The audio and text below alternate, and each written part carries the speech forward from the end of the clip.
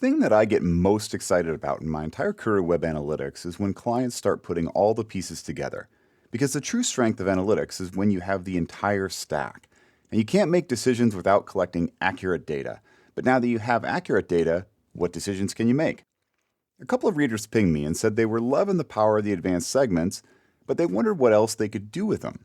Well, timing is perfect because that's exactly what these next two videos are about.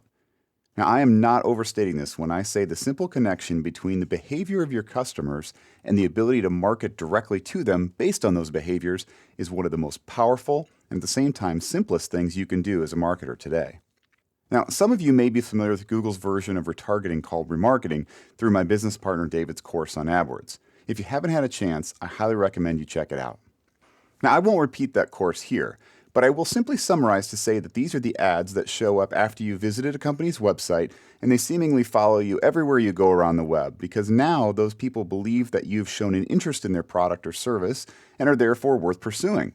And with good reason, because I will also say that when done right, our client data has shown that time and time again, retargeting offers the highest return of just about any marketing strategy, bar none. But the if done right part of that statement is critical, because like most things that are powerful, there is great power to help, but also if done wrong, to harm, in this case, waste a ton of money. And the simplicity of this interface and the ease of the integration between Google Analytics and AdWords can make it all that easier to speed down the wrong path. The reasons why it can be so effective are fairly intuitive. Google's data suggests that on average, over 95% of the people that you can convince to come to your site will leave before you can get them to do what you want them to do. Now, this also follows most of the independent benchmark data I've seen. You spent all this marketing effort to get them to come in the first place, and now over 95% of those are just going to walk out that virtual door. It gets worse. According to that same research data, 70% of them who actually do take the time not just to come to the site, but actually view products, add them to the cart, and begin that checkout process will abandon their cart rather than completing the sale. Now, can you imagine if the real world were like this? It takes long enough to get through the checkout line at the grocery store, but imagine if 70% of the people who filled up their entire cart went through the checkout and then at the last second just got up and walked out without paying, and this happened 70% of the time. But there's a very real opportunity here. So if your goal is to make another sale, where do you think your effort is best spent? Is it going back to the radio ads and blanketing the mass media trying to convince someone from that crowd to come to the site, knowing that 96% of those who come will just leave anyway, and even if you could get them to start a cart, 70% of those will just abandon that as well? Or should you try to convince that person who's just about to walk out the door that maybe you can make it worth their while to just go ahead and pull the trigger on that cart that they've already loaded up? Now, of course, it's the latter. It's a latter many-fold over when you think of the total investment, all the brand marketing. And that's why remarketing is so effective when it's done well, because we have the ability to determine through the on-site behavior who has done the things, such as load up a cart and almost checked out, that indicate they are just at that tipping point. Now, the greatest mistake people make is to dive right in with no plan.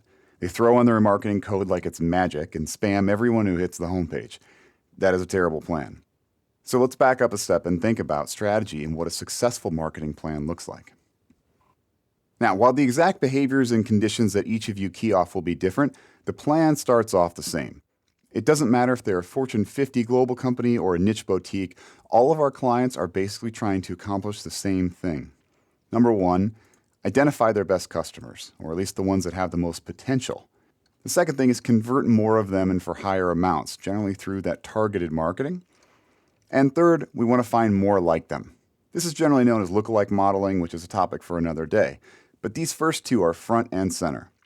The first bullet, this is exactly why we do analytics in the first place. Understand our customers, understand their behaviors and the associated outcomes. Which brings me to my absolute favorite question an analyst can ask, so what? Just knowing the information itself doesn't actually put any more money in our pockets. We have to be able to act on it. And that's where Google Analytics integration comes in for the second bullet that is the topic of today. This is where all of our work with advanced segments is going to be leveraged. You see, the way this works is that when you identify these visitors who belong to that segment, Google knows their cookie IDs. And then they can simply turn around and target those cookie IDs with ads whenever they cross a site that displays Google's ads via the Google Display Network, which is a very large percentage of the web. So, a standard remarketing strategy is going to look something like this. You're going to have this indistinct crowd of potential customers that are out there, and some of them are going to have some behavior that causes them to stand out and be identified and raises interest in you and being able to market to them. And then you're going to have ads that are specifically targeted to that person based on that behavior. Now, the key to whether your marketing is successful or not usually boils down to how well you can target specific messages to specific behaviors. You need to create segments, known as lists in the remarketing terminology, of people. So getting these lists right is our only goal right now, and we will do that by specifying the right criteria, sequences, and overall behaviors that will qualify these lists. The first thing I want to point out is that just coming to the website is usually not enough. You may eventually get there with some campaigns, but as we start out, we almost always want to be a little more selective than that. Now, one example of this we already gave was the idea that someone comes to the website, they go through 3 of our 4 checkout steps, and then they abandon. Assuming we have the proper events in place to understand when someone adds to cart or otherwise enters the funnel. At this point, you're probably thinking of behaviors that will make you want to add people to your marketing lists. But I want to point out that one of the most important, often overlooked point is to exclude people from lists. I have everyone from satellite TV providers to streaming music services retargeting me because I visited their site. Now, we already said that's not a very effective strategy. But even more egregious is that the part of the site that I visited is their members-only area of their website that indicates I'm already a customer.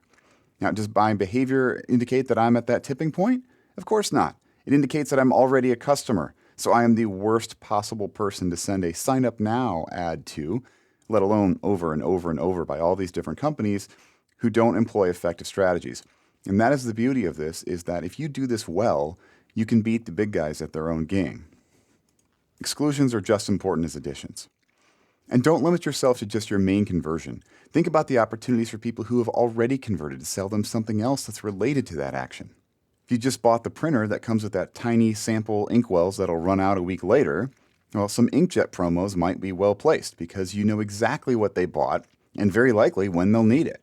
You just bought that big screen TV? Well, how about the cables, some living room furniture, home theater equipment, or possibly even in-home installation or extended warranty services, things that are going to piggyback off of that sale that you know happened. You know where those people are in their cycle, and you can market them directly. Now, of course, it's not just purchases. You just signed up for the webinar on how to start a small business? How about that new business website starter package? Upsells and cross-sells are highly effective strategies for analytics-based remarketing. Now, I had one clever client who used a free pregnancy due date calculator they offered on their website to figure out when to start remarketing everything from cribs to diapers, because way back when that person basically gave them the exact time to start doing so and who to do it for. Remember that segment we built in the last video based on time-based cohorts? That's useful stuff for this. Now, people who came to the site during a particular promo, they signed up for a free trial, but they never converted, might be a great candidate. People who viewed a particular piece of content or a product that tells you something about where they might be in that purchase funnel, also great candidates. Hopefully at this point your mind is buzzing with all the conditions and sequences that we explored in the previous advanced segment videos. But the other side of that is you need to think about the marketing you're going to deliver. It does no good to create a bunch of very clever segments that isolate exactly what someone is pondering or what their motivations might be, and then deliver the same generic ad to every single one of them. That misses the entire point. If they bought the printer, market the ink, not the diapers. Going back to the broader message, I want you to think about the behaviors that indicate where your best potential lies. Now, I say that because often when we think of our best customers, we tend to think of those with the highest revenue. And certainly we've done the analysis before, and it's not the worst strategy. But in my experience, if you are looking for additional revenue, those who are already spending the most are not necessarily your most fruitful hunting grounds. And the reason why is they're already giving you their full business. You may want to look for signs of those that can go from your average customers to up into that top tier. Now, what the analysis of the high spenders can tell you is what makes a top customer, and insight on how you might get the others to join them. This is a useful thought exercise that will pay dividends in performance. For those who've never gone down this path of directly connecting your analysis to your marketing, I'm truly excited to bring this to you as it has the potential to be some of the most effective, most actionable analytics you've ever done.